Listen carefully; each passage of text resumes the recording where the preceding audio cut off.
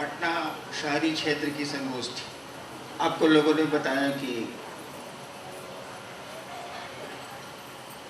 पटना में बहुत दिनों तक रहा हूँ।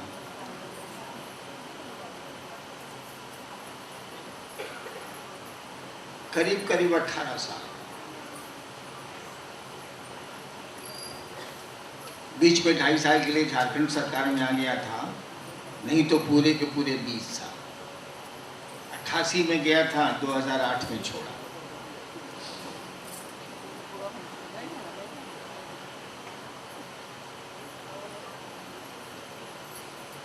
आप लोगों को देख के एक बात मुझको याद आ गई, भूल गया था।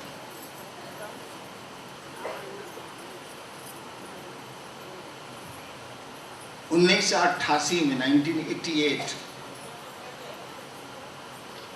में मेरी बदली, उसके पहले ही हो गई थी, मेरी बदली मधेपुरा जिला से पटना जिला में हो गई। सरकार ने कर दिया 6 साल के बाद। मैं 6 साल मधेपुरा में रहा।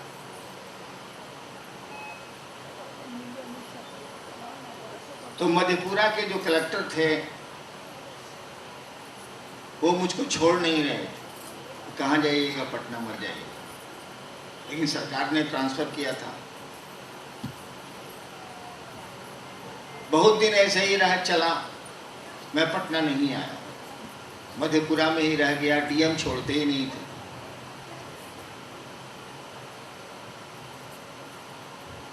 आज ही जाके सरकार ने एक वायरलेस भेजा मधेपुरा कलेक्टर को कि हरिनारायण जी पटना आए, नहीं तो उनको हम लोग सस्पेंड कर दें। मैं आ नहीं, डीएम छोड़ नहीं रहे थे। डीएम ने मुझको बुला के कहा कि अब आपको जाना चाहिए, देखिए सरकार तो बहुत बिगड़ गई है कि आप क्यों नहीं जा रहे। हम कहा हम तो जा ही रहे हैं, आप छोड़िएगा तब ना हम जाए। खैर, मेरे मकान मालिक थे मदन बाबू, वकील, अभी मधेपुरा का 6 वकील। उन्होंने कहा कि सर हम जा रहे हैं पटना। बाबूजी, मेरे फादर उस समय पटना में थे। सो बाबूजी को कुछ संवाद देना हो तो बोल दीजिए सर। हम कहा कि बाबूजी से पूछ लीजिएगा कि हम कब पटना आए। गए वो पटना। 2 दिन के बाद पटना से लौट के आए तो कचहरी में, हम भी कचहरी में थे, वो भी कचहरी में थे। शाम में मेरे डेरे पर आए। मकान मालिक ही थे, बगल ही में रहते थे। हमने कहा क्या मदन बाबू, बाबूजी से भेंट हुई पटना में? बोले कि सर मौका नहीं मिला, हाईकोर्ट का काम था, लेकिन टेलीफोन से बाबूजी से बात हुई है। तो उन्होंने कहा है कि कहिएगा हरिंदर जी को पटना नहीं आओ। हम कहें, अरे बाप रे बाप, यहाँ बड़ी गर्मी है। अप्रैल का महीना था, पटना में गर्मी बहुत पड़ती है। अब बहुत गर्मी है, तो कहिए कि बरसात के बाद आवेंगे, जहाँ यहाँ बहुत गर्मी है। 2-4 गुरु भाई भी शाम में बैठे ही रहते थे। हमने कहा कि आए मदन बाबू, पटना साधुओं से खाली हो गया है क्या? अच्छा चलिए, जिस दिन हम आएंगे, कोई तय तो मेरा जाना था नहीं, बाबूजी ने कह दिया था कि नहीं आना है, आज सरकार कह रही है कि हमको आना है। हम कहा चलिए, हम जिस दिन जाएंगे पटना ना, उस दिन झूम के आएगी घटा और टूट के बरसेगा पानी। ऐसे ही बोलने के लिए बोल दिया। हम लोग ऐसे ही ज्यादा बोलते हैं। आगे चलिए, बहुत गर्मी की बात जब उन्होंने कही कि बाबूजी बोले हैं कि बहुत गर्मी टेलीफोन पर, सो कहिएगा नहीं आओ। हमने कहा मदन बाबू, पटना साधुओं से खाली हो गया है क्या? अच्छा, जिस दिन हम आएंगे पटना, झूम के आएगी घटा, टूट के बरखेगा पानी। कहने के लिए कह दिया, अपनी थोड़ी दिमाग में कौन हम ज्योतिषी थोड़े ही, कहने को कह दिया। आना तो पड़ा ही, सरकार ने बदली की थी, आना तो पड़ेगा ही। 2-3 महीने के बाद मुझको आना पड़ा पटना। गर्मी बहुत थी, तो ट्रेन से मैं आया हाजीपुर। सहरसा की ट्रेन जीएल चलती थी, गुवाहाटी लखनऊ मेल, वो हाजीपुर से पास करती थी। मैं उससे आया हाजीपुर। हाजीपुर में मैंने पटने में खबर कर दी थी कि मेरी गाड़ी भेज दीजिएगा। बाबूजी नहीं थे, बाहर गए थे। जैसे हाजीपुर स्टेशन पर मैं और मेरा परिवार और कुछ पहुंचाने वाले लोग उतरे, और सामान 2-3 दिन पहले हम ट्रक से भेज दिया था पटना, और मधेपुरा के गुरु भाई जो आज भी हैं, विजेंद्र यादव और जयकृष्ण यादव, ये लोग ट्रक पर आए थे मेरा सामान लेके, पहले ही चल दिए थे। जैसे ही मैं हाजीपुर स्टेशन में शाम का वक्त था उतरा, टप टप पानी बरसना शुरू हुआ। दौड़ के हम लोग गाड़ी में घुसे किसी तरह से हाजीपुर स्टेशन। हाजीपुर स्टेशन से जैसे गाड़ी से निकले, इतनी बारिश इतनी बारिश इतनी बारिश कि ड्राइवर ने कहा कि हम गाड़ी नहीं चलाएं। दिखता ही नहीं था, खाली पानी पानी। हमने कहा तुम उतरो, और उसी गाड़ी में उस पानी बहुत तेज था, उसी गाड़ी में उसको इधर किया, हम भीतर उसके सीट पर आए और गाड़ी को अपने से लेके चले। 3 घंटा लगा मुझको, सड़क पर तो कोई आदमी था नहीं, खाली पानी था। 3 घंटा मुझको लगा पटना बाबूजी के डेरे पर आने। जैसे आया मैं डेरे पे, बारिश वैसे ही हो रही थी। तो विजेंद्र यादव और जयकृष्ण यादव और 2-3 आदमी जो ट्रक से आए थे, वो लोग बरामदा में बैठ के कांप रहे थे। अप्रैल या मई का महीना। हम कह रहे तुम लोग यहाँ भीग आ रहा है, तो भीतर जाओ। कहा कि सर भीतरों तो झटास। आपको देखो नहीं यार, तो ट्रक का सब सामान भीग गया होगा, तुम लोग भी भीग गए। शुरू हुई थी जिस दिन बात शिव गुरु की, जिस शुरुआत में हम लोगों ने इस काम को शुरू किया था, वो प्रारंभ का दिन था। उन्हीं दिनों ये दरोगा बने थे, और पूरे सीने में वो एक बोर्ड था कि शिव को गुरु मान के व्यक्ति के लौकी कौन सी प्रयोजन स्वयं सिद्ध होते हैं, जो हम लोग बनाए थे उस समय। पूरे पटना में ही बोर्ड लगा के घूम गए थे शिव गुरु की बात लेके। हालांकि उस समय शिव से पटने में कहाँ थे, 2-3-4 मुश्किल से थे। इसीलिए बेचारे को दर्द बहुत है पटने के लिए। पटने में काम करने में बड़ी परेशानी हुई है लोगों को, इसीलिए उनको भाषण बड़ा गर्म जोशी का था, मैं सुन रहा था। ज़रूरत अब इसकी नहीं, अब ज़रूरत है हमको आपको काम करनी। और बरखा अभी बोल रही थी कि क्या छोटी छोटी बातों पे ध्यान दे। जो गुरु ने हमको आपको कहा, जो गुरु का आदेश है कि दूसरों को शिव से जोड़ना है, और अभी पूरा का पूरा काम बाकी है। बिहार में थोड़ा बहुत तो काम हुआ है, उत्तर प्रदेश के पूर्वांचल में काम चल रहा, चल तो सब जगह रहा, लेकिन अभी बहुत काम बाकी है। और छोटी छोटी बातों पर अगर हम आप ध्यान देंगे तो इतना बड़ा काम होगा कैसे। और भूलते क्यों हैं आपके मौसम बदलते हैं। अरे कभी गर्म हवा चलती है, कभी ठंडी हवा चलती है, कभी बारिश का मौसम आता है।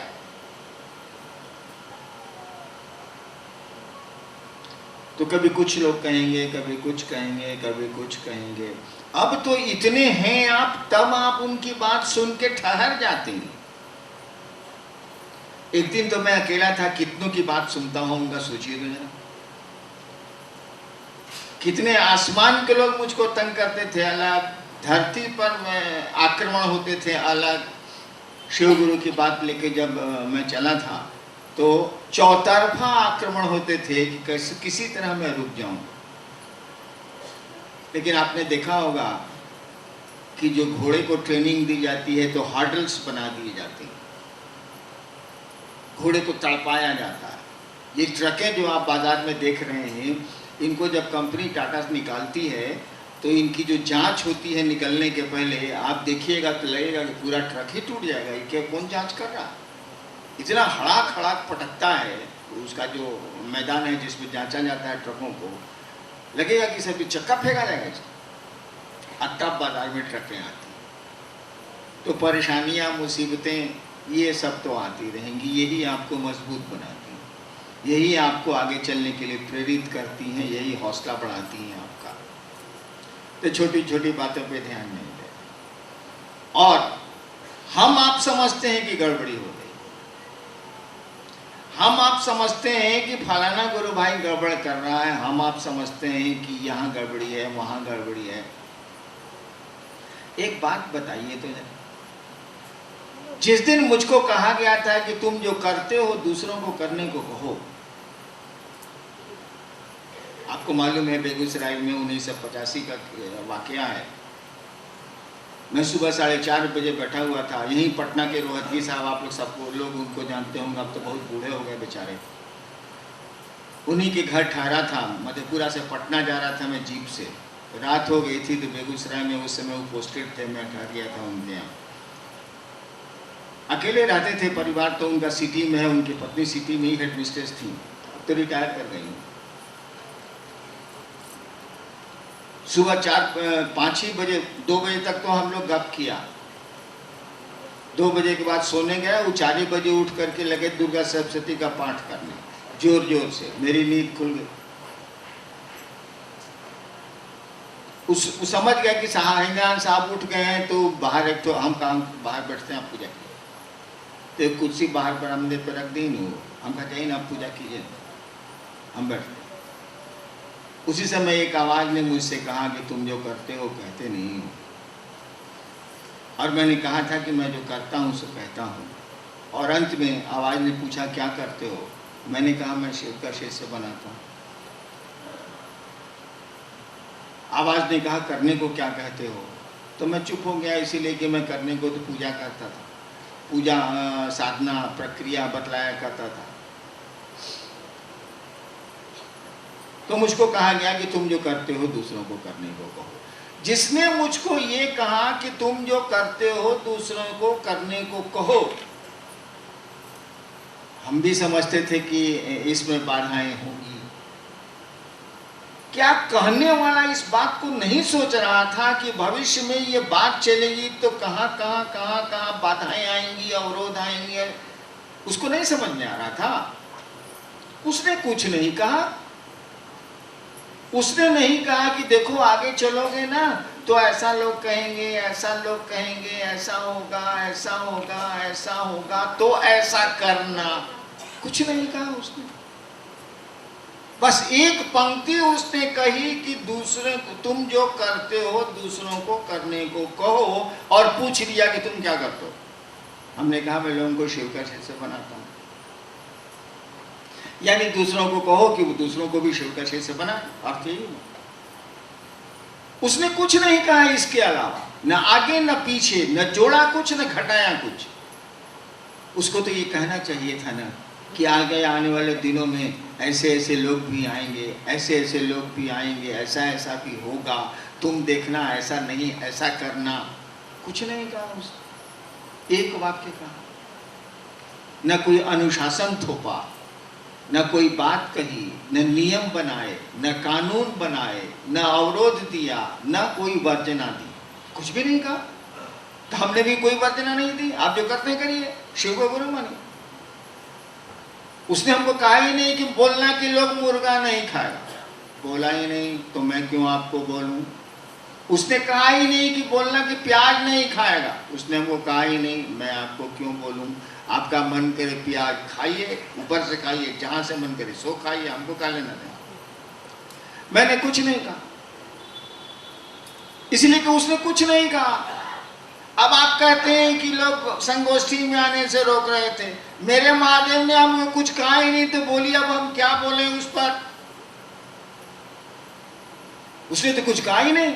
उसने तो कहा जाओ दूसरों को शिव का शिष्य बनो, बस, कुछ कहा नहीं। और मैंने देखा है, अगर गुरु के इस आदेश पर आदमी केवल खड़ा है, कठिन तो है जरूर, क्योंकि आदमी का मन है ना, दुखी होता है, क्रोधित होता है। लेकिन अगर इस बात पर आदमी खड़ा रहे कि हमारा गुरु का जो आदेश है मुझको करना है, अगल बगल क्या होता है हमको कोई मतलब नहीं, एक दिन वो बहुत आगे निकल जाएगा और सारी चीजें जो उसके लिए अवरोध का काम कर रही हैं, रुकावट का काम कर रही हैं, वो टूट जाएंगे। काहे कि उसके बाद बहुत साल तो बीत गए। शिव गुरु की बात चली है 1982 से, 82 से, और मैंने अपने मन से शुरू किया। मुझको किसी ने कहा भी नहीं, महादेव का आदेश थोड़ा ही है कि महादेव की चर्चा करो ना, वो अपने मन से हम शुरू किया था। वो तो 3-4 साल के बाद उन्होंने कहा कि तुम काम जो कर रहे हो उसको ऐसे करो, खाली टेक्निक बदला, प्रक्रिया उसमें उन्होंने बदल दी, काम करने के लिए तो कहा नहीं था। इतने साल बीत गए, इतने लोग शिव गुरु से जुड़ते चले जा रहे हैं, जुड़ गए हैं, कहाँ कोई दिक्कत हुई है? उसने कुछ नहीं कहा है, हमने भी कुछ नहीं कहा है, आपको भी कुछ नहीं कहना चाहिए। महादेव ने तो कुछ कहा नहीं भैया, उसने तो कहा जाओ दूसरों को शिव गुरु से जोड़ो, शिव से जोड़ो, भाई तुम जो करते हो। मैंने कहा मैं शिव का शिष्य बनाता हूँ, आपको भी दूसरों को शिव का शिष्य बनाना चाहिए, गुरु का आदेश है करना चाहिए। बाकी बातों पे ध्यान ही मत दीजिए। मन दुखी हो चुप हो जाइए, मन क्रोधित हो चुप हो जाइए। काहे कि शिव शिष्यता के बॉस कौन है भाई साहब? आप ही कहते हैं मैं शिव का शिष्य हूँ, मैं शिव की शिष्या हूँ, इसका मानी आपके इस पथ के, इस मार्ग के बॉस तो है महादेव। आप ही कह रहे हैं शिव मेरे गुरु हैं, मैं शिव का शिष्य हूँ, महादेव ना है। अपना मतवा क्या खराब कर रहे, छोड़िए। आपके गुरु ने जितना कहा उतना करने की कोशिश करिए, उतना का मन बनाइए, उसी के लिए उनसे दया मांगिए। जरूरत हो तो मेरी मदद ले लीजिए, मैं जितनी मदद कर सकूंगा कर दूंगा, ले लीजिए। इसके इधर उधर जाइएगा तब आपका मन खोर होगा, तब आपका मन ज्यादा दुखी होगा और कोई लाभ भी नहीं। उस महादेव को कुछ कहना चाहिए था ना भाई। जब उन्होंने कहा कि दूसरों को शिव का शिष्य बनाओ, तो उनको और बातें भी कहनी चाहिए थी ना। कुछ बोले ही नहीं मुझको, तो मैं क्यों बोलूंगा आपको? आपको भी चाहिए कि आप क्यों बोलेंगे, चुप रहेंगे। जितना भर काम है उतना करेंगे, उसके लिए समझाएंगे, उसके लिए कोशिश करेंगे, उसके लिए प्रेरित करेंगे, इतना भर करेंगे, बाकी छोड़ देंगे। बाकी बुझे महादेव, ढेर काबिल है हरिनारायण जी, तो है बुझे हरिनारायण जी, हमको इसे क्या मतलब? इसीलिए छोड़ देना है। और जो गुरु का आदेश है हमको आपको, उस दिशा में हमको आपको चलना है। चलिए। और इस पूरे देश में, अभी तो टारगेट देश ही है, अभी तो हमारा आपका लक्ष्य हम लोगों ने रखा है कि 3 साल में हम लोग पूरे देश के हर एक गांव, कस्बे में, शहर में शिव चर्चा को पहुंचा दी। जैसे बिहार में है ना कि अब कोई ऐसा नहीं मिलेगा जल्दी जो कहेगा हम जानते नहीं करते हैं कि शिव को। अब बिहार में ऐसा कम लोग, ऐसा भागा कम में होगा। ठीक यही स्थिति पूरे देश की तो हो जाए 3 साल में कि हाँ हम जानते हैं कि शिव गुरु है, लोग शिव को गुरु मानते हैं, हमने मानते, ठीक है मत मानिए, लेकिन आप जानते तो हैं, जान तो गए आप। कभी तो वक्त आएगा जब मानिएगा, सूचना तो मिल गई, थोड़ी समझ तो आ गई कि शिव गुरु हैं, लोग शिव को अपना गुरु मानते हैं। तो हम लोगों ने सोचा है कि 3 साल में इस काम को पूरे देश में पहुंचा दें। पटने में काम बहुत अच्छा हो रहा है, पटने की रिपोर्ट मुझको है, लेकिन आप भी वैसा ही साधु बनिए जो कहता है कि हम आएंगे तो झूम के आएगी घटा, टूट के बरखेगा पानी, और बारिश हो जाती है। आपको भी वैसा ही बनना। इन छोटी छोटी चीज़ों में अपने दिमाग को मत ले जाइए। शिव के जितना आपके गुरु ने कहा उतना करिए। वह महादेव आपके साथ है, उसकी दया है, कदम आपको उठाना, कोशिश आपको करनी है, प्रयास आपको करना है, उसकी दया है। अरे भैया ओकर दया बाकी रहुआ 2 गो बेटा हुई, केहू के 2 गो बेटा हुई, ससुरा पिया है नहीं के करो, तो अब का कोई जाओ। उसे शिव की दया मान लीजिए है, उसके है कि उसको 2 गो बेटा हो, आउ ससुरा को कहा जा रहा है ब्याह कर ब्याह कर ब्याह कर ब्याह कर, कहता है नहीं, हम क्रिया खाए ब्याह नहीं करें। कदम तो उठाने होंगे, प्रयास तो करना ही, कोशिश तो करनी है।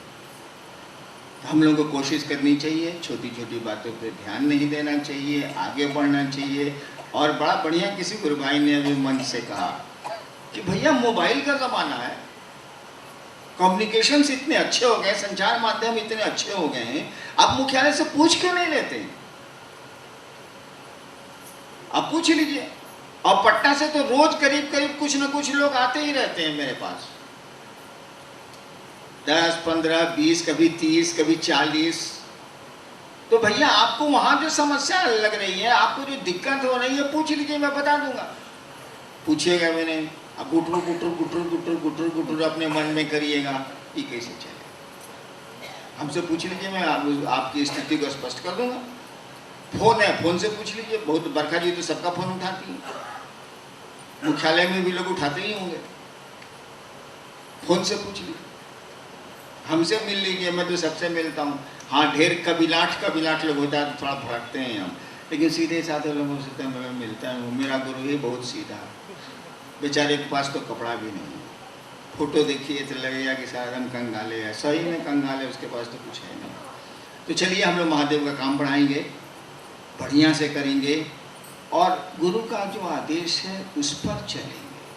कौन क्या कहता है इस पर ध्यान मत दीजिए, आप मन घोर हो जाएगा आपका, इससे क्या लेना देना है आपको। आगे बढ़ते चलिए, वह शिव आपको बहुत ऊपर ले जाएगा, बहुत ऊपर ले जाएगा।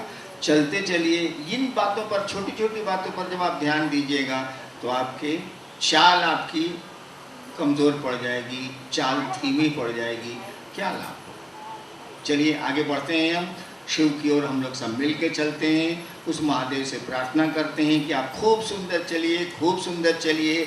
मेरी 18 साल की मेहनत को आप बेकार नहीं करेंगे, इस आशा और इसी उम्मीद के साथ आप सबों को मेरा प्रणाम। शिव गुरु कारवां के माध्यम से हमसे जुड़ने वाले, हमें देखने वाले आप सभी से मेरा अनुरोध है कि हमारे वीडियो को लाइक करें, शेयर करें और हमारे चैनल को सब्सक्राइब करें। मिलते हैं आपसे अगली वीडियो में। आप सबके चरणों में मेरा प्रणाम।